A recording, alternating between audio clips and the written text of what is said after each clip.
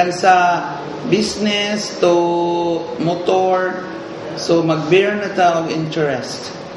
Okay, tanan mga renewal, tanan taxes nga himuon karon ra gid siya nga adlaw ang deadline sa no penalty. So by February 4 mo effect na gid siya ang atong penalty.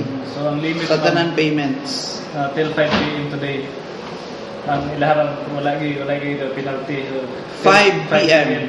Yes. So sa Lunes na ay mga penalties. Nahuman na ang mga dagko mga business establishment. So adto ra gyud nga week murag nadaghan yun ang mga tao. Last week isa pag one stop shop with full operations. Gamay na lang mga siguro do na lang tay mga 3% of the total proprietors na wala pa naka-comply sa ilang permits.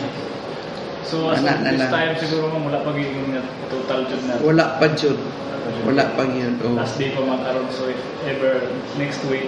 Mga next week siguro. May baluan na to. Pero naagyoy mo avail. Naay mo avail og kuan penalty. Oo. Kanila mga atos kadaghan sa mga business. Okay. Gumikan sa mga kakulian nga dili kapungan sa ilang mga kaugalingong pagliho. Bisan tuod na sila sa ilang ginagmay nga mga patigayon. Dili man nato sila hatagan og kuan gyud sa panahon kay ilaha man in town pod ng kakulian, so willing pod sila nga mobayad na lang og penalty.